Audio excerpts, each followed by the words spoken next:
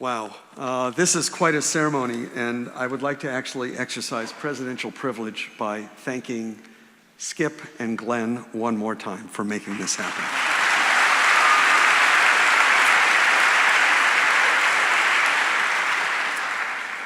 So it is my pleasure to introduce our next honorand. Last Friday, I had the privilege of being inaugurated as the 29th president of Harvard University. And this picture was taken at my inauguration. Now, many people traveled far and wide to celebrate this occasion with me, but I was especially pleased to be joined by my longtime friend and colleague, and indeed classmate, Ken Chenault. Ken and I met when we were much, much younger at Harvard Law School. And I have to tell you, back then, Harvard Law School was a pretty competitive place. And lots of people tried to impress others, their classmates especially, with how smart they were. Always had their hand up, always wanted to be the first to be called on, always had something to say. Not Ken. Ken never tried to be the smartest person in the room. But as soon as he spoke up, it was clear that he was the wisest. And as I think many of you know, wisdom is actually a much scarcer resource in almost any organization than intellect. Smart he is, but he is also wise. I've learned at least as much from his friendship as I've also learned from his leadership. And I'm applying the lessons from the leadership daily today. Ken is a person of abundant integrity, grit, determination, but also grace. And I'm honored to have the opportunity to introduce him today. Warren Buffett has called Ken a leader's leader, the benchmark he measures others against. In Ken's 37 years at American Express, almost half of them as CEO, the company earned global recognition as a leader in customer service, all while enabling talented individuals from within the organization to grow, learn, and thrive. That work began in the corner office. Ken's really a teacher at heart. He held brown bag lunches with employees around the country and indeed around the world.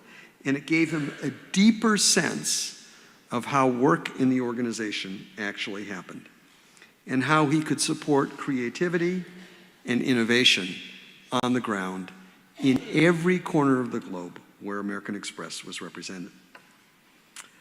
A quiet mentor for countless men and women, he carefully nurtured aspirations of others, encouraging careful listening as he shared the wisdom of his father. And I quote, "Our performance as individuals is the only thing any of us can control." In 2013, Ken delivered the Wharton Leadership Lecture at the University of Pennsylvania and summarized his much admired and often imitated style. And I'm going to quote him. "I don't believe," he said, "in the imperial CEO. The best organizations create thousands of leaders." The same selflessness is ever present in Ken's work to advance the causes that matter most to him.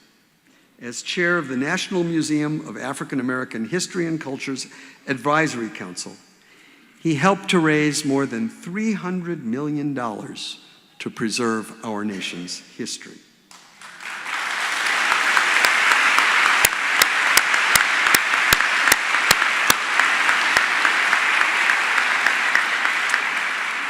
As National Board Chair of Junior Achievement USA, he connected school systems around the country with chapters of the National Black MBA Association to sponsor programs that foster entrepreneurship, financial literacy, and work readiness.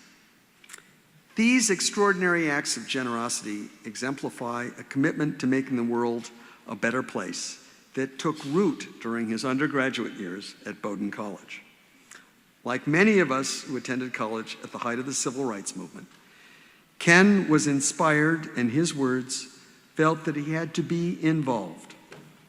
I'm fortunate, and so is Harvard, that Ken continues to stay involved here as a member of the Harvard Corporation. And as was true when he was in law school, whenever he speaks, everybody knows who the wisest person in the room is. Today, we celebrate a man whose leadership in business and in the larger world has made life richer for all of us. In recognition of his path-breaking contributions in the corporate world and to cultural and educational institutions alike, the Hutchins Center today presents to Ken Chenault the W.E.B. Du Bois Medal. Ken, please come up. I'll do it. You want to do it? Good.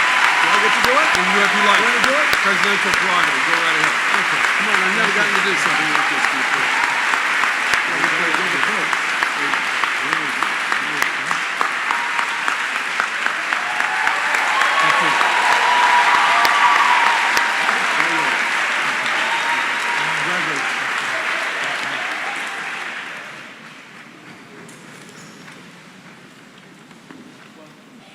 This is a great honor. I was lucky to be raised by parents who spoke of W.E.B. Du Bois. My father felt privileged that he had the opportunity to hear Dr. Du Bois speak. And literally, almost once a week, we would hear his name. I was greatly influenced by his writings. For my 13th birthday, my father gave me The Souls of Black Folk. And that had an incredible impact on me. So this medal means a great deal to me. I am incredibly proud to be part of this esteemed group. My congratulations to my fellow honorees. Thank you, Larry, for those kind words. Given how long we've known each other, you're certainly overly generous, but I appreciate it. And I will say it once again, we are most fortunate to have Larry Bacow as the 29th president of Harvard University.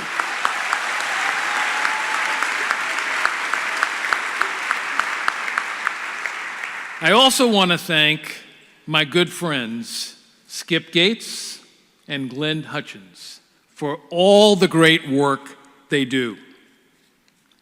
I strongly believe that if you want to lead, you have to be willing to serve.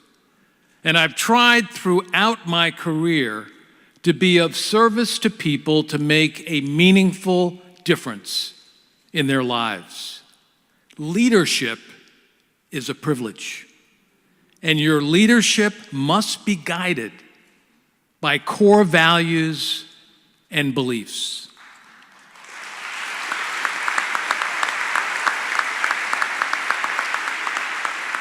No one achieves success on their own, and I stand on the shoulders of so many, past and present, and I am so thankful. I want to give special thanks to my wife, Catherine, and my two sons, Kenneth and Kevin, who are Harvard alums, for their constant love and support. I am humbled by this award.